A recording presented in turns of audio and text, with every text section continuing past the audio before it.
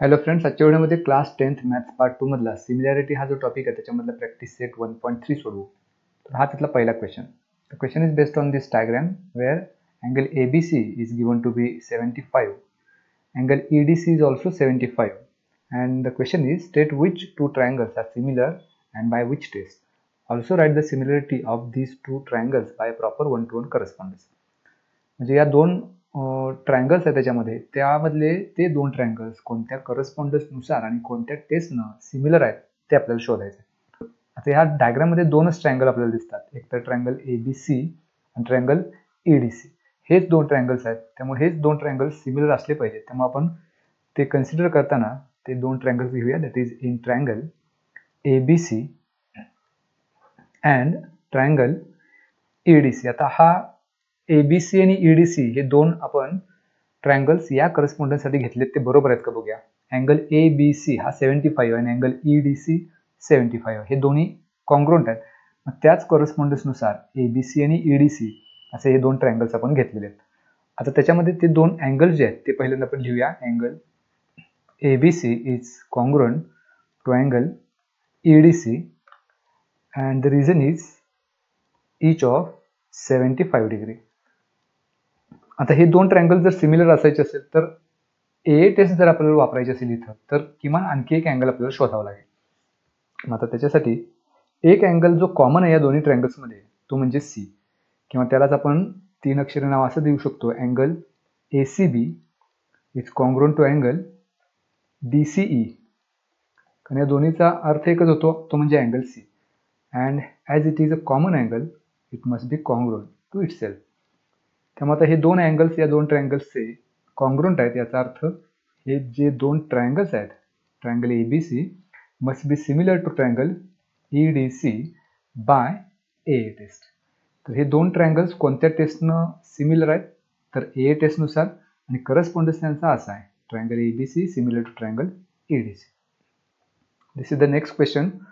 Question is are the triangles in figure are similar and if yes by which test. हे दोन triangles दिलेत आणि त्याच्यामध्ये फक्त साईड्स दिलेले आहेत. मग हे दोन ट्रायंगल्स जर सिमिलर असायचे असतील तर एकच टेस्ट आहे आपल्याकडं ज्याच्यामध्ये फक्त साईड्स आहेत, ती म्हणजे SSS टेस्ट. मग हे दोन ट्रायंगल्स जर सिमिलर असायचे असतील तर याच टेस्टनं सिमिलर असू शकतात. मग त्याच्यासाठी पहिल्यांदा ते दोन ट्रायंगल्स आपण विचारात घेऊया. In triangle PQR and triangle LMN. तर या दोन ट्रायंगल्समध्ये सगळ्या साईड्स आहेत. मग साईड्स जर सर्व दिले असतील आणि ते दोन ट्रायंगल जर सिमिलर असायचे असतील तर त्या साईड्स प्रपोर्शनमध्ये पाहिजेत. आपण PQ आणि LM या दोन साईड ज्या आहेत त्यांचा रेशो घेऊया, PQ divided by LM. So PQ is 6 divided by LM is 3. याला आपण सिम्प्लिफाय करू, 2चा भाग जाईल, सो 2/1. हे सिम्पलेस्ट फॉर्म झाला. तर दुसरा रेशो घेऊया QR आणि MN चा. So QR divided by MN. QR 8 आहे, MN 4 आहे. इथं जर भाग घालवला तर 2/1च मिळणार आहे. आणि शेवटची जी पेअर आहे करस्पॉन्डिंग साईडची PR आणि LN त्यांचा रेशो घेऊया, PR divided bye LN. So PR is 10 divided by LN is 5. 5 जर भाग घालवला तर 2चा भाग जाईल, सो 2 डिवायडेड बाय 1. ह्या तिन्ही रेशोचं जर आपण ऑब्झर्वेशन केलं तर हे तिन्ही रेशोज कॉन्ग्रुएंट आहेत. So here PQ divided by LM is equal to QR divided by MN is equal to PR divided by LN, which is equal to 2/1. प्रत्येकाची व्हॅल्यू 2/1 आहे. म्हणजे या दोन ट्रायंगल्सच्या करस्पॉन्डिंग साईड ज्या आहेत त्या प्रपोर्शनमध्ये आहेत. So this two triangles, that is triangle PQR must be similar to triangle LMN by SSS test. तर या टेस्टनुसार हे दोन ट्रायंगल्स सिमिलर असतील. हा पुढचा question. As shown in the figure, two poles of height 8 metre and 4 metre are perpendicular to the ground. हे दोन poles आहेत जे ग्राउंडला परपेंडिक्युलर आपल्याला दिलेले आहेत. If length of shadow of smaller pole due to sunlight is 6 metre, then how long will be the shadow of the bigger pole at the same time. हा जो बिगर पोल आहे त्याची शॅडो म्हणजे X आहे. तर आपल्याला थोडक्यात या डायग्राममध्ये X ची व्हॅल्यू काढायची आहे. मग आता हे जे दोन ट्रायंगल्स अशामुळे तयार होतात, म्हणजे हा पोल PR आहे आणि QR ही त्याची शॅडो आहे, आणि P आणि Q एकमेकांना जोडले तर हा एक राईट अँगल ट्रायंगल तयार होतो. त्याच पद्धतीनं ACB हा दुसरा राईट अँगल ट्रायंगल तयार होतो. आणि जर दोन राईट अँगल ट्रायंगल्स आपल्याला दिलेले असतील तर ते एकमेकांशी सिमिलर असतात, कारण हे एकाच वेळेला ही जी सावली पडलेली आहे ती एकाच वेळेला पडलेली आहे. त्यामुळं यांच्या ज्या साईड्स ज्या आहेत, तिसरी जी साईड आहे ती पण प्रोपोर्शनमध्ये असली पाहिजे. म्हणजे हे दोन ट्रायंगल्स सिमिलर आहेत थोडक्यात. मग हे दोन ट्रायंगल जर सिमिलर असतील, that is triangle PRQ is similar to triangle ACB. मग हे सिमिलर आहे त्याचा अर्थ याच्या करस्पॉन्डिंग साईड्स ज्या आहेत ते प्रोपोर्शनमध्ये पाहिजेत. इथं पहिली साईड आपण PR घेऊया, त्याची करस्पॉन्डिंग साईड होईल AC. हा पहिला रेशो झाला, इज इक्वल टू RQ, त्याची करस्पॉन्डिंग साईड CB होईल, इज इक्वल टू, आणि शेवटी PQ, त्याची करस्पॉन्डिंग साईड AB होईल. आणि हे का? Because these are the corresponding sides of similar triangles. आता ह्या करस्पॉन्डिंग साईड्स प्रोपोर्शनमध्ये आहेत. ह्यातल्या आता ज्या दोन साईड्स आपल्याला या क्वेश्चनमध्ये इन्व्हॉल्व आहेत तेवढ्याच आपण घेऊया. म्हणजे PRQR ह्या दोन साईड्स या दोन रेशोमध्ये आल्या, त्यामुळे त्यांचाच फक्त आपण विचार करूया. इथं PR divided by AC is equal to RQ divided by CB. आता या चारपैकी तीनच्या लेंथ आहेत आपल्याकडे, म्हणजे PR ची लेंथ आहे 4, AC ची आहे 8, इज इक्वल टू RQ इज 6 divide by BC is X. इथं क्रॉस मल्टिप्लाय आपण करूया, X इंटू 4 म्हणजे 4 इंटू X होईल, is equal to 6 into 8. X ची व्हॅल्यू काढायची आहे, X लेफ्ट हँड साईडला ठेवूया. 6 इंटू 8, हे 4 जर राईट हँड साईडला घेतलं तर डिनॉमिनेटरला जाईल, 4 भाग जाईल, 4 दुने 8. So X is equal to 6 into 2, that's 12 meter. That means the length of segment BC is equal to 12 meter. याचाच अर्थ the shadow of the bigger pole is of length 12 meters. आणखी एक question, in triangle ABC, AP is given to be perpendicular to BC, BQ is perpendicular to AC, and from that we have to prove that triangle CPA is similar to triangle CQB. आता याच्यामध्ये त्याच्याच पुढे extended question असा आहे की AP is equal to 7, BQ is equal to 8, BC is equal to 12, मग AC किती? पहिल्यांदा हे दोन ट्रायंगल सिमिलर आहेत, हा प्रश्न आपल्याला पहिल्यांदा सोडवावा लागेल. So consider these two triangles, that is triangle CPA and triangle CQB. तर याच्यामध्ये सिमिलर दाखवायचे असेल तर सर्वात सोपी टेस्ट म्हणजे AA टेस्ट. मग दोन अँगल्स तरी आपल्याकडे कॉन्ग्रुएंट असले पाहिजेत. मग डायग्राम मध्ये बघूया, CPA म्हणजे हा ट्रायंगल आहे आणि CQB म्हणजे हा दुसरा ट्रायंगल. दोन्ही राईट अँगल ट्रायंगल्स आहेत, त्याच्यामध्ये एक एक अँगल जो आहे तो 90 डिग्रीज आहे. मग ते कॉन्ग्रुएंट असले पाहिजेत. ट्रायंगल CPA मध्ये अँगल CPA हा 90 डिग्री आहे. It must be congruent to CQB which is also 90 degree. So these two angles are congruent because the measures of each of these is 90 degree. आणखी हा जो angle आहे तो common angle आहे, that is angle ACP. याला तीन अक्षरी नाव आपण ACP असे देऊ शकतो. Is congruent to angle BCQ किंवा QCB काही म्हणू शकतो त्याला, because it is a common angle. आता या दोन ट्रायंगलसाठी हे दोन जे अँगल्स आहेत ते कॉन्ग्रुएंट झाले, याचाच अर्थ these two triangles, triangle CPA must be similar to triangle CQB, which is by a test of similarity. आणि एकदा आपल्याला माहिती आहे की जर दोन ट्रायंगल सिमिलर असतील तर त्याच्या करस्पॉन्डिंग साईड्स प्रोपोर्शनमध्ये असतात. मग आता आपल्याला इथं चार साईड्स दिलेले आहेत, तेवढ्याच साईड्स आपण घेऊया. म्हणजे AP म्हणजे तिसरा आणि दुसरा व्हर्टेक्स, त्याची करस्पॉन्डिंग साईड काय होईल तर BQ, ती डिनॉमिनेटरला येईल. BC जर घ्यायचं असेल तर पहिला आणि तिसरा व्हर्टेक्स आहे, आणि इकडे पहिला आणि तिसरा व्हर्टेक्स AC होतो, त्यामुळे न्यूमरेटरला AC येईल, डिनॉमिनेटरला BC. This is because corresponding sides of similar triangles. Corresponding sides of similar triangles are in proportion. आता याच्यामध्ये किमती ठेवूया. AP ची किंमत 7 आहे divided by BQ 8 is equal to AC काढायचे आहे आणि डिनॉमिनेटरला BC which is 12. So 7 divided by 8 into 12 डिनॉमिनेटरला आहेत, लेफ्ट हँड साईडला घेतले तर न्यूमरेटरला जातील, that is equal to AC.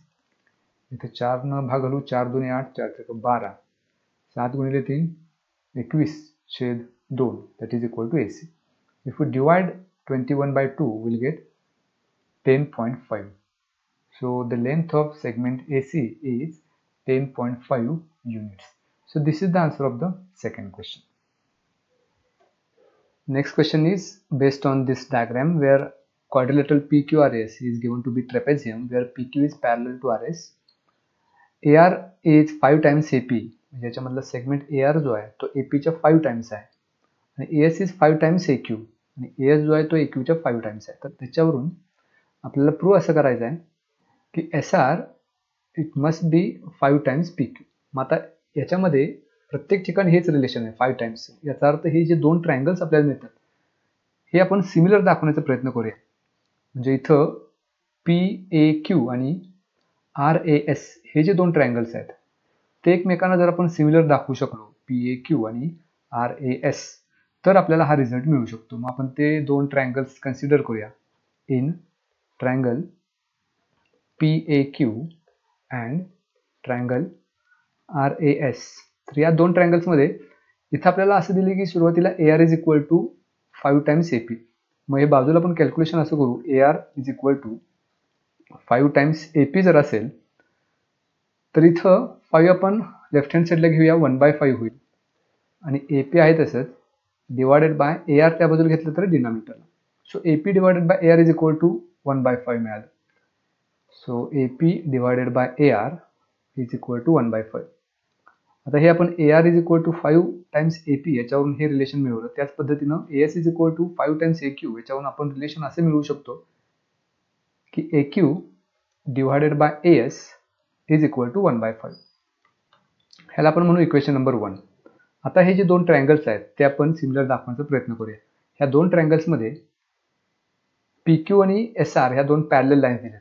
So if PQ is parallel to SR and if QS is the transversal तर हे जे दोन अँगल्स तयार होतात ते अल्टरनेट अँगल्स आहेत. And if two lines are parallel then the alternate angles are congruent. त्यामुळे हे दोन अँगल्स कॉन्ग्रुएंट असणार आहेत. सो त्याला आपण अँगल PQS म्हणू शकतो आणि अँगल PQS लाच आपण अँगल PQA सुद्धा म्हणता येईल. So PQA is congruent. दुसरा अँगल आहे RSQ त्यालाच आपण RSAE म्हणू शकतो. ही एक पेअर झाली अल्टरनेट अँगलची. अल्टरनेट अँगलची दुसरी एक पेअर आहे तो म्हणजे अँगल P आणि अँगल R किंवा अँगल QPA आणि अँगल SRA. हे दोन्ही सुद्धा अल्टरनेट अँगल्स आहेत त्यामुळे ते सुद्धा कॉन्ग्रुएंट असणार आहेत. So angle QPA is congruent to angle SRA and for both of these the reason is alternate angles.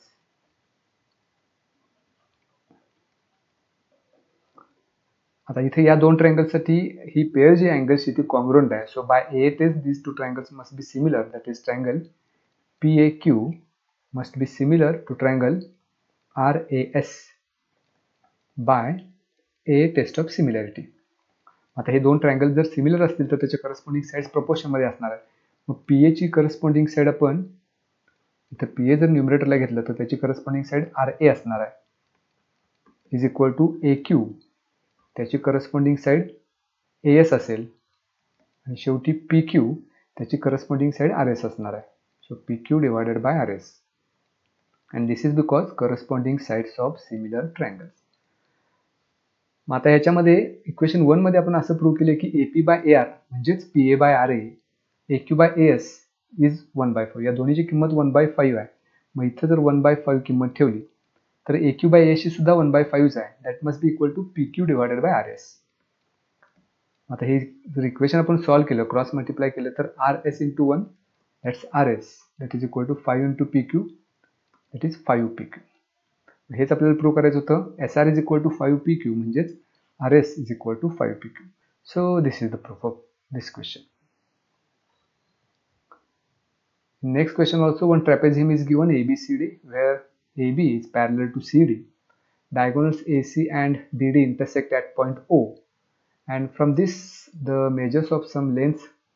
And in this question, lengths of some sides are given. That is AB is 20, DC is 6, OB is 15. And from that, we have to find OD. So to solve this also, we need to show that these two triangles, that is COD and AOB are similar. So consider these two triangles, that is in triangle COD and triangle AOB. आता याच्यामध्ये सुद्धा हा trapezium आहे त्यामुळे CD आणि BA parallel आहेत. त्यामध्ये आपल्याला जर ह्या दोन लाईन्स पॅरलल असतील आणि BD ही त्यांची ट्रान्सव्हर्सल असेल तर अँगल डी आणि अँगल बी हे एकमेकांचे अल्टरनेट अँगल्स आहेत. So they must be congruent.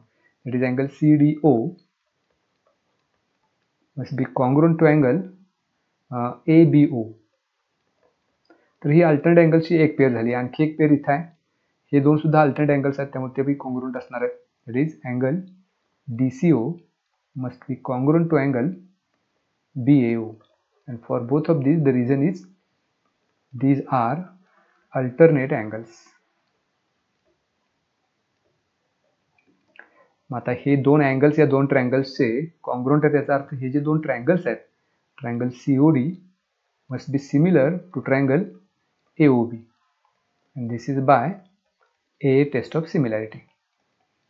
आता हे दोन ट्रायंगल जर सिमिलर असतील तर त्याचे करस्पॉन्डिंग साईड प्रोपोर्शनमध्ये असणार आहेत. मग AB आपल्याला दिलेली आहे, त्याची करस्पॉन्डिंग साईड इथे CD असेल. मग CD पहिल्यांदा घेऊया, त्याची करस्पॉन्डिंग साईड असणार आहे AB.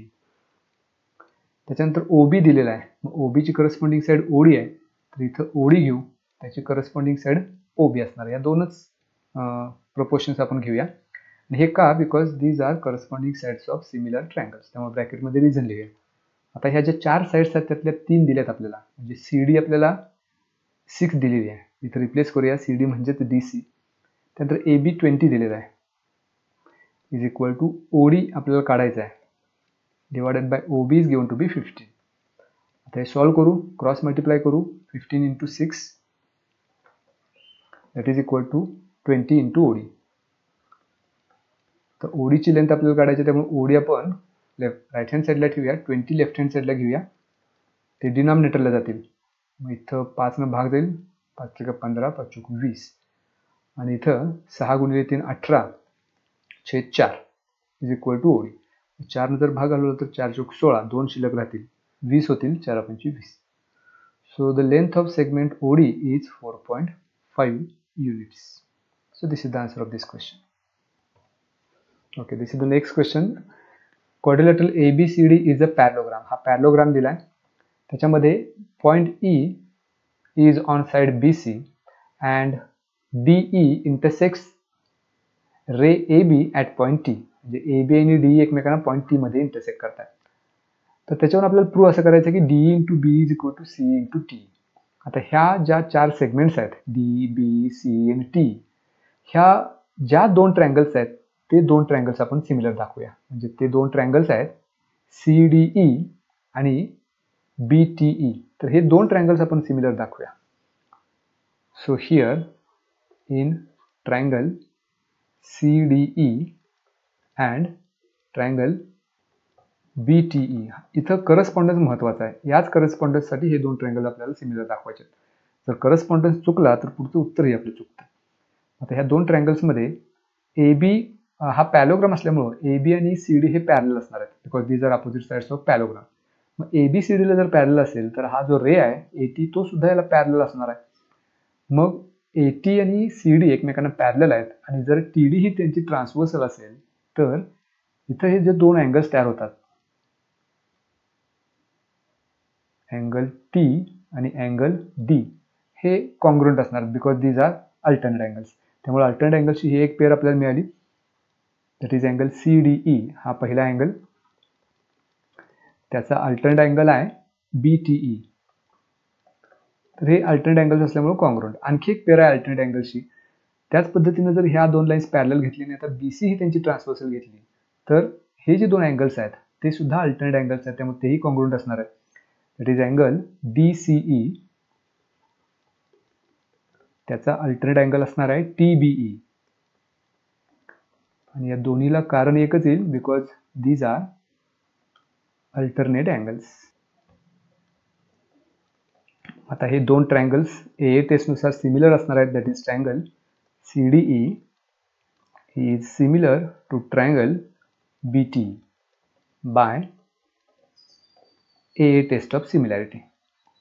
मग दोन ट्रायंगल जर सिमिलर असतील तर त्याच्या करस्पॉन्डिंग साईड्स प्रपोर्शनमध्ये असणार आहेत. मग आता आपल्याला जे प्रूव्ह करायचं आहे त्याच्यामध्ये सगळ्या साईड्स आहेत, त्यामुळे करस्पॉन्डिंग साईड्स इथं जे प्रूव्ह करायचं आहे त्याच्यामध्ये ज्या दिल्यात त्याच घेऊया. म्हणजे इथे DE साईड दिलेली आहे, D म्हणजे दुसरा आणि तिसरा व्हर्टेक्स, मग त्याची करस्पॉन्डिंग साईड असणार आहे T, तर डिनॉमिनेटरला T येईल, इज इक्वल टू आणखी आपल्याला लागणार आहे BC. C म्हणजे पहिला आणि तिसरा व्हर्टेक्स, मग त्याची करस्पॉन्डिंग साईड इकडं बी असणार आहे. या दोनच आपल्याला गरजेचे आहे, त्यामुळे पुढची तिसरी जी पेअर आहे करस्पॉन्डिंग साईड्सची ती घेण्याची गरज नाही. ह्याला रिझन लिहा ब्रॅकेटमध्ये. Reason is corresponding sides of similar triangles. आता फक्त क्रॉस मल्टिप्लाय करायचं आपल्याला. D into B that is equal to या दोन्हीचा गुणाकार C into T. That is you wanted to prove. So this is the next question. In the figure, AC and BD intersect each other in point P and AP divided by CP is equal to BP divided by DP. या दोन्ही lines AC आणि BD एकमेकांना point P मध्ये intersect करतात आणि इथं AP आणि CP यांचा जो रेशो आहे तो BP आणि DP इतका आहे. म्हणजे या थोडक्यात ह्या दोन साईड्स प्रपोर्शनमध्ये आहेत. तर त्याच्यावरून आपल्याला प्रूव्ह असं करायचं की हे जे दोन ट्रायंगल्स आहेत ते सिमिलर आहेत. म्हणजे ABP हा ट्रायंगल CDP शी सिमिलर आहे हे प्रूव्ह करायचं आहे. आता ते दोन ट्रायंगल्स आपण कन्सिडर करूया. In triangle ABP and triangle CDP हे जे दिले सुरुवातीला ते घेऊया. म्हणजे AP divided by CP is equal to BP divided by DP हे दिलेलं आहे. याच्यामध्ये कंसात आपण कारण लिहूया. It's given. याचा अर्थ असा होतो की या ज्या दोन साईड्स आहेत AP, CP आणि BP आणि DP ह्या प्रपोर्शनमध्ये आहेत. आता यांच्यामधला हा जो अँगल आहे तो जर कॉन्ग्रुएंट असेल तर हे दोन ट्रायंगल्स SAS टेस्टनुसार सिमिलर असू शकतात. मग हे आता दोन जे अँगल्स आहेत ते कॉन्ग्रुएंट आपल्याला दिलेले नाहीत, but they are vertically opposite angles आणि त्यामुळे ते कॉन्ग्रुएंट असणार आहेत. Because vertically opposite angles are congruent. ते घेऊया आपण. अँगल APB हा पहिला अँगल. It must be congruent to angle CPD. कंसात कारण लिहूया. Because these are vertically opposite angles. आता हे दोन ट्रायंगल्स जे आहेत triangle ABP is similar to triangle CDP by SAS test. कारण त्या दोन साईड्स आहेत आणि त्याच्यामधला हा अँगल आहे आणि साईड्स प्रपोर्शनमध्ये आणि अँगल जो आहे तो कॉन्ग्रुएंट आहे. सो SAS टेस्टनुसार हे दोन ट्रायंगल्स जे आहेत ते सिमिलर असणार आहे. That is wanted to prove. This is the next question. In triangle ABC, point D is on side BC such that angle BAC is congruent to angle ADC. म्हणजे हा जो अँगल आहे BAC आणि angle ADC हे congruent आहेत हे आपल्याला दिले. आणि त्याच्यावरून प्रूव्ह आपल्याला असं करायचं आहे CA स्क्वेअर. तर CA म्हणजे इथं आहे या डायग्राममध्ये. That is equal to CB into CD. मग आता ह्या ज्या सेगमेंट्स आहेत त्या दोन ट्रायंगल्स जे आहेत ते दोन ट्रायंगल्स आपण सिमिलर दाखवण्याचा प्रयत्न करूया. एक तर हा जो अँगल दिला आहे BAC आणि ADC तेच दोन ट्रायंगल्स आपण सिमिलर दाखवूया. That is triangle BAC and triangle ADC. हे जे दोन ट्रायंगल्स आहेत त्याच्यामध्ये पहिला कॉन्ग्रुएंट घटक तर आपल्याला दिलेलाच आहे गिव्हनमध्ये. Angle BAC is congruent to angle ADC and the reason is it is given. त्याच्यानंतर आणखी एक घटक शोधावा लागेल म्हणजे आणखी एक अँगल शोधावा लागेल म्हणजे मग ते दोन ट्रायंगल्स AA टेस्टला सिमिलर होतील. मग आता हा दुसरा जो अँगल शोधायचा तो अँगल C आहे. Because it is a common angle. कारण अँगल C जो आहे तो अँगल तो ट्रायंगल BACचा पण भाग आहे आणि ट्रायंगल ADCचा पण भाग आहे. त्यामुळे तो कॉमन अँगल आहे. So angle BCA is congruent to angle ACD because it is a common angle. आता हे दोन ट्रायंगल्स AA टेस्टनुसार सिमिलर असणार आहेत. That is triangle BAC is similar to triangle ADC by AA test of similarity. आता हे जर दोन ट्रायंगल सिमिलर असतील तर त्याच्या करस्पॉन्डिंग साईड्स प्रपोर्शनमध्ये असणार आहेत. मग आता करस्पॉन्डिंग साईड्स कोणत्या घ्यायच्या तर इथे CA दिसते आपल्याला. CA म्हणजे तिसरा आणि दुसरा व्हर्टेक्स. मग त्याची करस्पॉन्डिंग साईड काय असणार आहे तर CD. डिनॉमिनेटरला CD घेऊया. That is equal to. आता आणखी CB लागणार आहे. CB म्हणजे तिसरा आणि पहिला व्हर्टेक्स. त्याची करस्पॉन्डिंग साईड असणार आहे CA. ती येईल डिनॉमिनेटरला. Because corresponding sides of similar triangles. इथं आपण दोनच साईड्सच्या पेअर्स घेतल्या. तिसऱ्याची गरज नाही आपल्याला कारण एवढ्यावरच आपल्याला रिझल्ट मिळणार आहे. आता इथे क्रॉस मल्टिप्लाय करूया. CA into CA CA square is equal to या दोन्हीचा गुणाकार म्हणजेच CB into CD. And that is you wanted to prove. CA square is equal to CB into CD.